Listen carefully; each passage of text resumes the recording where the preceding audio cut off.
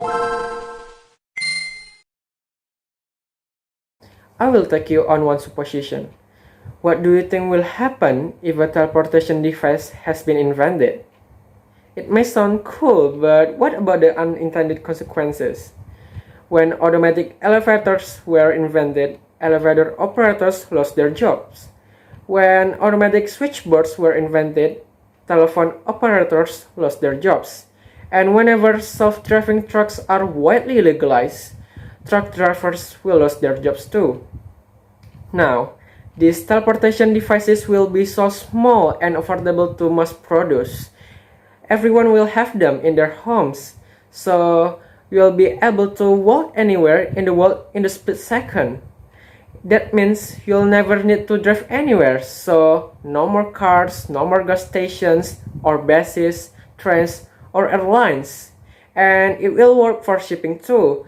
Deliveries would go straight from the seller to your home.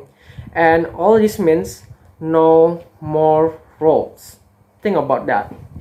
Like you could live anywhere and work anywhere, like live in Bali, work in Jakarta, and go for lunch in Paris. No big deal. The whole real estate market would be turned inside down and upside out. Tourism would boom by eliminating time and cost of teleportation. And you wouldn't even need a hotel if you just wanted to sleep at home every night. But as cool as all that sounds, it would throw the whole world into chaos. Dozens of industries would collapse overnight. Auto manufacturers, airlines, railways, cargo ships, public transportation, road constructions, docks, auto supplies, car dealerships, rental cars, most hotels, and even parking attendants.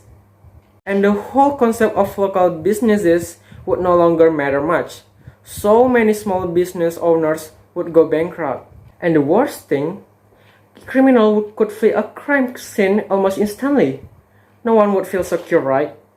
This is what I mean by disruption innovation, when new technology disrupts the status quo. And you and I need to realize this disruption has occurred or indeed ongoing among our lives. So, what does disruption mean? Disruption is a phenomenon of massive fundamental change that turns the existing system into a new system. Even this can disrupt the existing order, and this happens in various sectors, especially in business. For example, the world of media. Before the era of disruption, competition in the media world was mainly limited to television and radio. Major television networks such as Trans TV, RCTI, and SCTV competed to get the highest ratings and the most viewers. Radio stations also competed to have the most listeners. But in this era of disruption, however, the competition in the media world has expanded to include digital platforms such as YouTube, Netflix, or TikTok. Even now, I mostly access YouTube or TikTok and barely watch TV. This may also be the same thing with you. These platforms have disrupted the traditional media world by giving users access to content that was previously unavailable. They have also opened up new opportunities for content creators to reach wider audiences and to monetize their content by selling ads or subscriptions. As a result, competition in the media world is now more fierce than ever. Also in the world of retail business. Before the era of disruption, competition was mainly confined to physical stores or wholesale centers. We had to go to the store specifically to purchase the products we needed. But in the era of disruption, retail competition has shifted online. Companies such as Shopee and Tokopedia have emerged as powerful players in the retail space. They offer customers the convenience of shopping from home and the ability to compare prices from various sellers. Moreover, these digital stores don't need to pay for operational costs such as a rent for outlets, thus allowing them to offer cheaper prices. Additionally, businesses can reach a wider customer base with less overhead costs.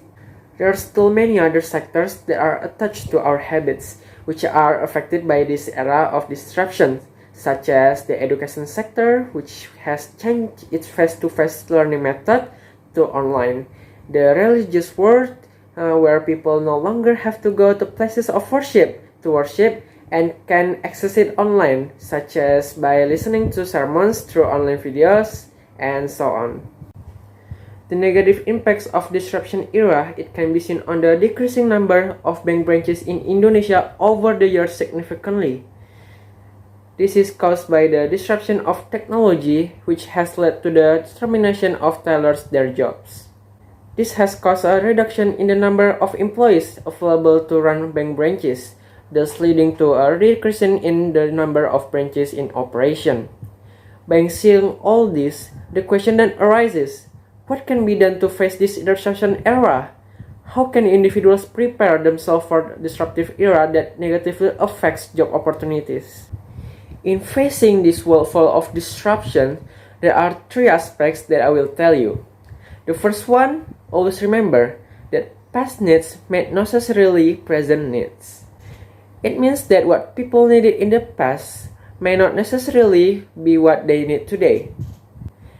And this means that we have to be aware and sensitive of what they needs can be fulfilled so that we can stay with the flow and follow the current of disruption change, especially in your business, your work, and your career. For example, whereas before people may have need employees to come into their office to work, nowadays they may need employees with the skills to do their job even when working from home. This way, they can save on costs and have them work as freelancers. Again, whereas previously people may have gone shopping to the location, now people's need may be to save their time and money and get cheaper prices, of course. This can be done with a call or even through an application, and they can just get their shopping items later. The second point is to pay attention to recent trends. Therefore, always follow the emerging trends so as not to miss anything, whether in career, business, or work, so that we are able to lead in the industry we are currently engaged in. We should always stay up to date or else we will become outdated and expire. So make sure to always stay up to date with the current trends. For instance, there is the term of sharing economy now. With the presence of sharing economy, you don't have to rent an office building anymore. You can just work together in a shared workspace while cutting down operational costs. There's also the term of sharing property, where they just purchase the property together to use interchangeably. Or even they share tools like industrial tools or hand tools, so we don't have to go through the hassle of buying a tool that might only be needed once at a moment. So yeah, that's the concept of sharing economy. And the last one is plan for the opportunity. Look for opportunities out of every chance that occurs. Learn and observe so that when this era of disruptions occurs, we don't miss out of any chance to see what opportunities are available. And what we can do to make sure we are always able to keep up with the changes time. We are not broken down by change.